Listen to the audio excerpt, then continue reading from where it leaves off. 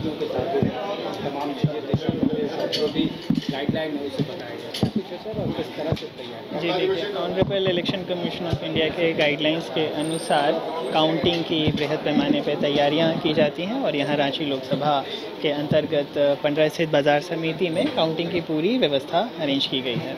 अब ये सारी व्यवस्थाओं से सभी कैंडिडेट्स तथा उनके इलेक्शन एजेंट्स को रूबरू कराना आवश्यक होता है।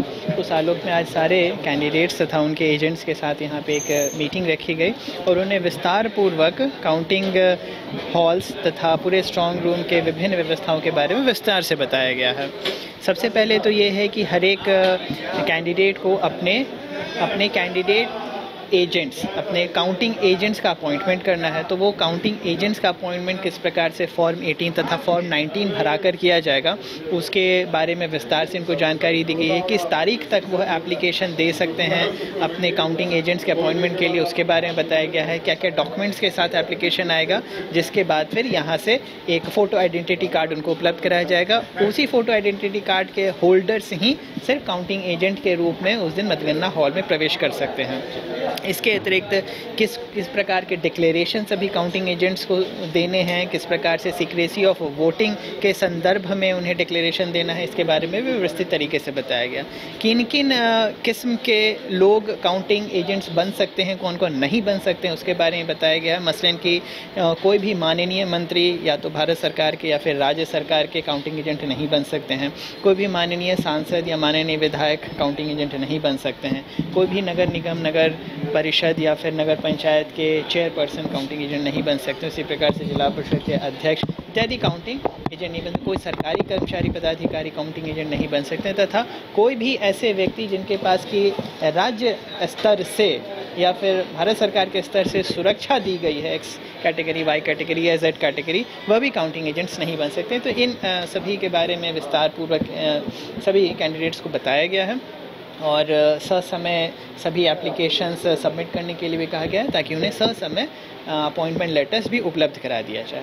इसके अतिरिक्त काउंटिंग प्रेमाइसेस में कहाँ कहाँ पे गाड़ियाँ लगेंगी, कैसे कैसे पार्किंग हुई, किन की गाड़ियों को अलाउ किया जाएगा, किन को नहीं अलाउ किया जाएगा, उसके बारे में विस्तार से बताया गया है। मोबाइल फ़ोन्स अलाउड नहीं रहेंगे, what are dos and don'ts, उनके बारे में बताया गया है। और फाइनली जो काउंटिंग प्रोसेस है, जो काउंटिंग हॉल के अंदर निभाया जाएगा, उसके बारे में विस्तार से जानकारी दी गई। जैसे कि एक पर्टिकुलर विधानसभा में अगर 25 टेबल लगे हुए हैं तो 25 टेबल में CUs फॉर्म 17C के साथ लाए जाएंगे और जो स्टाफ्स इनको लेकर आएंगे वो एक एक करके सभी टेबल्स तक पहुंचा देंगे। सभी टेबल्स पर जो कंट्रोल यूनिट पहुंचेगा तो हर एक काउंटिंग सुपरवाइज़र का दायित्व रहेगा कि वो काउंटिंग एजेंट को अवगत कराएं कि उस मशीन में जितना भी वोट्स होल्ड है वो फॉर्म 17C में मैच हो रहा है, और अगर ये मैच एक जैसा रहता है तभी काउंटिंग की प्रक्रिया आगे बढ़ाएंगे, और नहीं तो फिर जो कंट्रोल यूनिट है उसे वापस ARO टेबल पे रखाएंगे।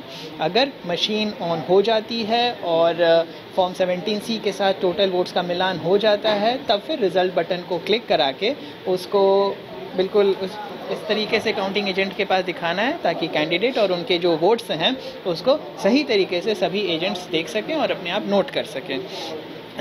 मशीन की पूरी टोटलिंग काउंटिंग होने के बाद फिर 17C के पार्ट 2 में कैंडिडेट वाइज एंट्री होगी और उसके कार्बन कॉपीज़ बनेंगे। उसके कार्बन कॉपी सभी कैंडिडेट के एजेंट्स को दिए जाएंगे। एजेंट्स उस पर साइन करेंगे और साइन कराकर फिर वो वापस दे देंगे, ताकि वो ARO टेबल पर फाइनल अप्रूवल के लिए जाएगा। अप्रूवल के बाद फिर कंसर्न RO तथा ऑब्जर्वर साहब के सिग्नेचर लेने के बाद फिर एनकोर पर उसकी एंट्री होनी शुरू होगी।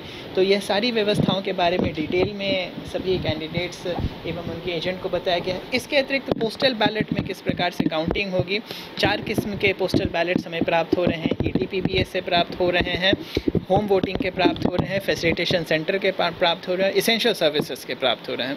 तो इन सभी के पोस्टल बैलेट्स की किस प्रकार से काउंटिंग होगी, 13A, 13B, 13C, बड़ा लिफाफा, छोटा लिफाफा पोस्टल बैलेट में किस प्रकार से मार्क करना है, इन सभी के बारे में विस्तार से बताया गया, कब ये कैंसिल होते हैं, कब ये रिजेक्ट होते हैं, कब ये एक्सेप्ट होते हैं, किस प्रकार से इनकी टोटलिंग एनेक्शर 57 में कराई जाएगी, और फाइनली जो फॉर्म 20 आता है उसमें फाइनल रिजल्ट जो पब्लिश होगा उसके बारे में डिटेल तरीके से इनको बताया गया है। सर्टिफिकेट जो हैंड ओवर होता है उसका एक्नॉलेजमेंट और कहाँ कहाँ पे उसकी प्रतियाँ भेजी जाती है, इन सभी के बारे में बताया गया। इसके अतिरिक्त स्ट्रॉन्ग रूम में खोलने का समय भी निर्धारित किया गया है। उस समय के पहले सभी लोग पहुँच जाएँ, सभी की उपस्थिति में स्ट्रॉन्ग रूम खोला जाता है। वहाँ पे फायर ब्रिगेड, वहाँ पे 3 टायर पुलिस की व्यवस्था, एम्बुलेंस इत्यादि का अरेंजमेंट्स करा के रखा गया है।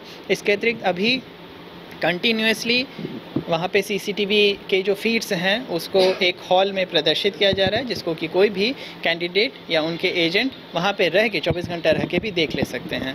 और अभी एक राउंड सारी व्यवस्था के बारे में उन्हें ऑन द स्पॉट भी ले जाकर समझा दिया जा रहा है, ताकि लास्ट मोमेंट्स में, लास्ट डेज काउंटिंग डे, किसी प्रकार का कन्फ्यूजन नहीं रहे। तो उम्मीद करते हैं कि सारी सूचनाएँ उन तक अच्छे से पहुँच जा रही हैं, कोई कन्फ्यूजन्स नहीं रहे और उस दिन बिल्कुल स्मूथ तरीके से काउंटिंग की जो प्रक्रिया है वो सुचारू रूप से चले और संपादित हो। धन्यवाद। सर, कितना राउंड विधानसभा में अलग अलग राउंड्स हैं। मसलन सबसे ज़्यादा कांकेर विधानसभा में 29 टेबल्स लगाए गए हैं और हटिया में 28 टेबल्स लगाए गए हैं। तो total number of polling stations को इन टेबल्स से डिवाइड कर दीजिए जितना राउंड्स निकलता है। सर, कई जगह ऐसा दिखा जाता है जो वीवीपैट है और जो मशीन है उसमें डिफरेंस देखा जाता है, किसी पार्टी का बटन दबा है, वीवीपैट में किसी और मशीन का, उसकी काउंटिंग में कैसे देखा जाएगा अगर ऐसी कोई परेशानियाँ?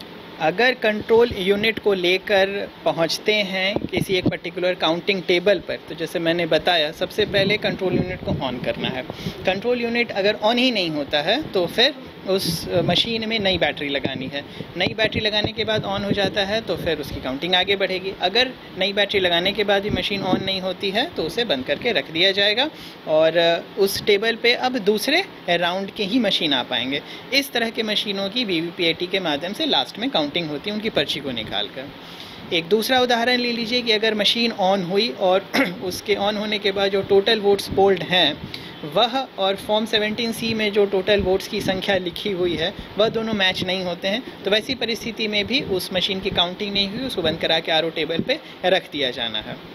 तीसरी परिस्थिति ऐसी हो सकती है कि टोटल और 17C दोनों मैच हो रहे हैं परंतु रिज़ल्ट नहीं डिक्लेयर हो पा रहा है, तो वैसी स्थिति में क्लोज बटन को दबा के पहले पोल्स को क्लोज करना है और उसके बाद फिर रिज़ल्ट बटन में एक एक करके जो भी रिज़ल्ट आता है उसको टैबुलेट करते जाना है।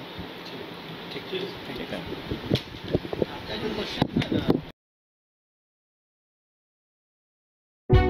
हजारों छात्रों के सपनों को सफलता की उड़ान देता गोल इंस्टीट्यूट 26 वर्षों में 17,000 से अधिक डॉक्टर बना चुका रिजल्ट फैक्ट्री के रूप में विख्यात झारखंड के छात्रों एवं अभिभावकों के बीच सर्वाधिक विश्वसनीय एवं लोकप्रिय संस्थान गोल, नेशंस लीडिंग इंस्टीट्यूट।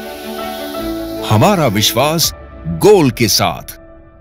कमाल करते हो जी, बच्चे घूमने की इतनी जिद कर रहे हैं और तुम हो कि तुम्हें फुर्सत ही नहीं मिल रही। अब इतनी गर्मी में जाए तो जाए कहाँ? इस गर्मी में मस्ती और फन का आ गया है परफेक्ट डेस्टिनेशन वाइल्ड वादी, जहाँ है water park, bird park, flower park, trampoline park, amusement park, 250 feet लंबा, जिप लाइन और क्रिकेट स्टिमुलेशन का खूबसूरत नजारा। वाइल्ड वादी, 10 माइल चौक, रांची। वाइल्ड वादी यानी अनलिमिटेड फन और अनलिमिटेड मस्ती। 5 राज्य, 61 शहर, 150 प्रोजेक्ट और एक वास्तु विहार। नई सोच, नया घर। बनाए रखिए अपना प्यार, सेवा में है वास्तु विहार।